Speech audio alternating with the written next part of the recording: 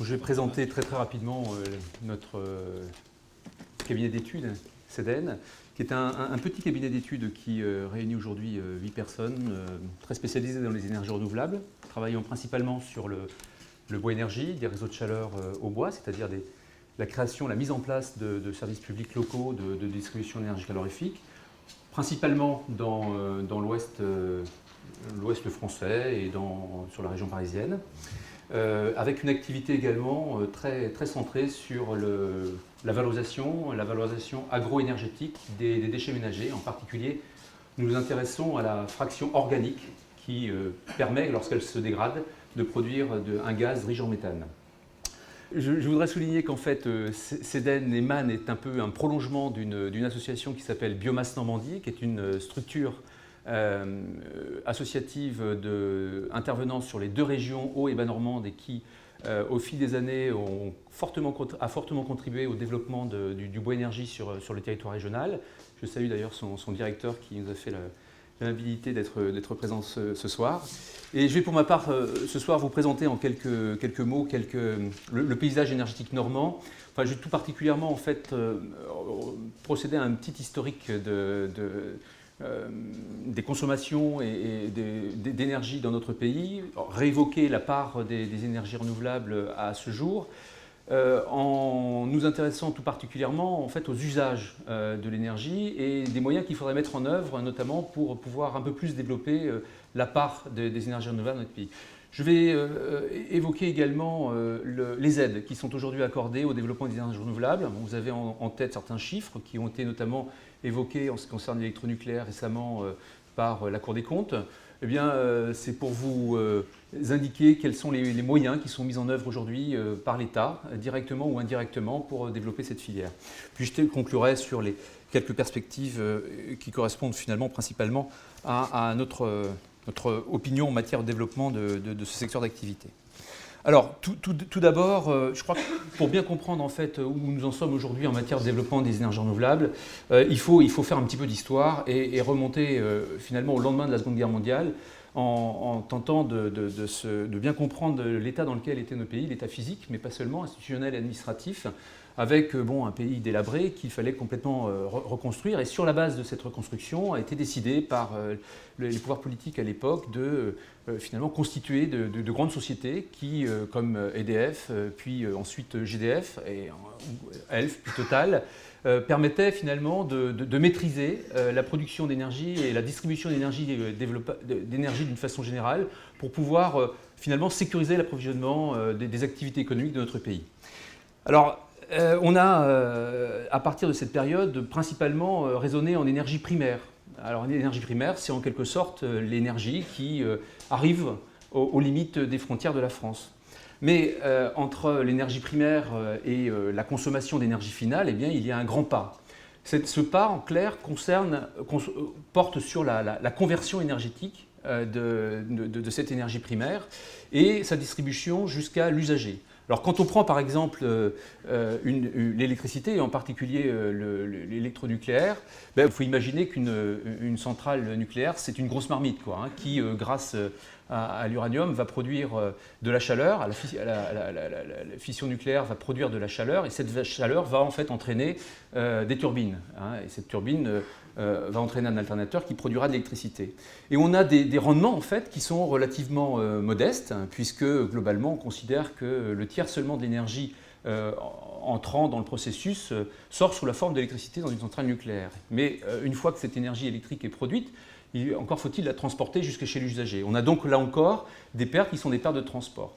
Donc je voulais mettre bien en évidence la différence entre d'un côté l'énergie primaire, qui est finalement l'unité utilisée par tout le monde, en particulier les statisticiens du ministère de l'Environnement et de l'Énergie, et la consommation d'énergie finale, qui est ce qui nous intéresse en termes d'usagers et de maîtrise des consommations d'énergie, qui est à droite. Et on voit que dans le cas d'espèce, on est sur un rendement global relativement modeste de l'ordre de 27%. Alors, Voilà la situation en France, dans notre pays. On a aujourd'hui à peu près 250 millions de tonnes équivalent pétrole d'énergie qui sont consommées chaque année. Alors c'est à peu près stable depuis le milieu des années 2000, mais la différence forte entre cette énergie primaire et l'énergie finale, vous voyez, se traduit par des pertes considérables puisque la consommation d'énergie finale s'élève à 158 millions de tonnes équivalent pétrole. Alors évidemment, la part des énergies renouvelables, lorsqu'on raisonne uniquement sur l'énergie primaire est modeste dans notre pays, puisqu'elle s'élève seulement à 9% de la consommation. Néanmoins, lorsqu'on raisonne par rapport à l'énergie finale, eh bien, cette proportion en fait, grimpe, puisqu'elle n'est pourtant pas très élevée, mais elle grimpe néanmoins à 14% aujourd'hui. Alors, ça aboutit à trois constats. Tout bêtement, on surestime la part de l'électricité dans notre consommation d'énergie et dans nos besoins énergétiques dans notre pays. Le deuxième constat, c'est que finalement, le pétrole reste aujourd'hui très dominant dans la consommation d'énergie en France. Et la part des énergies renouvelables reste modeste. Et on s'aperçoit que sur les 22 millions de tonnes équivalent pétrole produits et consommés sur le territoire en 2009, la moitié est du bois énergie. C'est donc pour une grande part d'ailleurs une consommation à l'échelle individuelle dans des cheminées, des inserts, plus rarement des chaudières. L'hydraulique, principalement pour couvrir les besoins d'électricité, est la deuxième énergie renouvelable avec 5,4 millions de TEP. Les biocarburants aujourd'hui ont subi depuis 5 ans un très fort développement dans notre pays et représentent près de 3 millions de tonnes équivalent pétrole. Et les déchets urbains, il ne faut pas l'oublier, approvisionne une part importante de nos besoins énergétiques, notamment en alimentant à la fois des réseaux de chaleur urbains, mais également en produisant de l'électricité qui est revendue au réseau EDF. L'éolien, malgré son développement important depuis quelques années, ne représente que 800 tonnes équivalent pétrole. Alors, ce qui est intéressant par rapport à cette énergie finale, c'est globalement d'examiner quelles sont, par secteur d'activité, les grandes consommations. Alors, tout d'abord, en Haute-Normandie, on est un petit peu moins de 6 millions de tonnes équivalent pétrole consommées chaque année. Et ce territoire, finalement, est quand même dominé par une très forte consommation par l'industrie, puisque l'industrie et l'agriculture, mais l'agriculture ne pèse rien par rapport à l'industrie ici,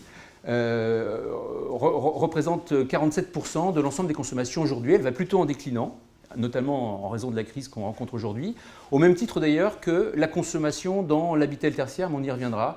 Néanmoins, ces deux grands postes de consommation représentent quasiment les 3/4 des besoins. Alors, le transport aujourd'hui grimpe tout doucement, a tendance à se stabiliser depuis 3 à 4 années, lié notamment effectivement aux capacités aussi de consommation des ménages et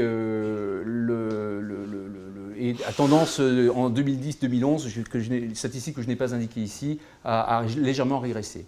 Alors cette intensité énergétique, notamment liée à l'industrie, se traduit par le fait que la région Haute-Normandie est la 3e région consommatrice en énergie en France, avec 3,2 tonnes équivalent pétrole consommées, qui est l'unité qu'on utilise aujourd'hui pour pouvoir évaluer l'intensité énergétique d'une région, d'un pays, 3,2 tonnes équivalent pétrole par habitant, dont près de la moitié, donc, comme on le voyait tout à l'heure, pour l'industrie. 9% seulement des besoins sont couverts par des énergies renouvelables, alors qu'en France, en fait, le taux de pénétration des énergies renouvelables atteint quasiment 13%. Alors, lorsqu'on s'intéresse effectivement aux consommations et aux capacités de développement des énergies renouvelables sur le territoire, il convient de regarder globalement comment sont utilisées ces énergies et par secteur d'activité. Alors, l'industrie de 1 700 000 tonnes équivalent pétrole en 2009. On s'aperçoit effectivement qu'il y a à la fois des besoins, ce sont des besoins de process principalement, que réclament aujourd'hui les industriels. Les énergies renouvelables ont progressé puisqu'elles représentaient au milieu des années 2000 à peine 6% de la consommation d'énergie finale et elle a quasiment doublé en l'espace de quelques années. Principalement lié en fait aux appels d'offres de la commission de régulation de l'énergie, qui a conduit en fait un certain nombre d'industriels à s'équiper de grandes chaufferies bois permettant de produire à la fois l'électricité et de couvrir les besoins de process. Donc les leviers de développement aujourd'hui qui existent pour envisager le développement un peu plus massif des énergies renouvelables dans l'industrie concernent à la fois, enfin moi j'ai listé en fait 3 principaux éléments. Tout d'abord, le fait de disposer de sous-produits d'activité est un élément important. Je prendrai l'exemple de la scierie Lefebvre, que vous connaissez peut-être, qui est située aux grandes ventes. Bon, une scierie génère des produits connexes, des sous-produits. Le sieur a besoin effectivement de sécher son bois pour lui apporter une valeur ajoutée. Eh bien, il utilise ces produits connexes pour sécher tout naturellement son bois. Donc, le développement des énergies renouvelables peut être lié effectivement à la disponibilité d'une ressource localement. L'autre exemple très intéressant, c'est Lunor, qui depuis une vingtaine d'années, alors Lunor c'est le fabricant des pommes de terre sous vapeur, fabriquées à la vapeur et qui sont conditionnées sous cellophane là, et c'est les effluents chauds de cet industriel sont méthanisés depuis une vingtaine d'années. Voilà, donc ça, ce sont des exemples effectivement de développement des énergies renouvelables. L'autre élément qui va probablement prendre un peu plus de poids dans les années qui viennent, c'est la problématique pour les grosses installations de combustion liées aux quotas de CO2. Vous savez peut-être qu'en France, a été mis en place un programme national de réduction des émissions de gaz à effet de serre au travers des allocations de quotas de CO2 pour les grands industriels. Il y a 53 installations qui sont concernées en Haute-Normandie qui doivent émettre quelque chose comme 15 millions de tonnes de CO2 chaque année. Alors, évidemment, parmi ceux-là, il y a en particulier les pétroliers, les raffineries, bien évidemment. Comme il va y avoir un 3e programme qui va démarrer à compter de 2013, ce 3e programme risquant d'être extrêmement incitant fortement les industriels à réduire leur consommation de CO2, sous peine en fait, de devoir acheter sur le marché cette quantité de carbone, qui ne pourra pas être économisée. Donc la consommation d'énergie fossile risque d'être remplacée progressivement par des consommations d'énergie renouvelables et on risque de constater à compter de 2013, notamment dans notre région, une réduction, une augmentation du nombre notamment de projets de chaufferie bois. L'aide du fonds chaleur accordée notamment par l'ADEME constitue également un axe de développement de projets de chaufferie bois et d'autres énergies renouvelables, mais beaucoup pour ce qui concerne l'industrie de chaufferie bois, notamment dans l'agroalimentaire, avec des aides qui sont relativement importantes. Et puis enfin, il faut noter le soutien à la production d'électricité renouvelable, notamment au travers des appels à projets lancés par le ministère de l'Industrie et pilotés par la Commission de régulation de l'énergie, qui globalement propose à des projets industriels de racheter de l'électricité à des prix qui sont supérieurs au prix moyen de marché de l'électricité dans notre pays. Ce qui correspond finalement à une sorte de subvention au fonctionnement qui est accordée à ces grands industriels.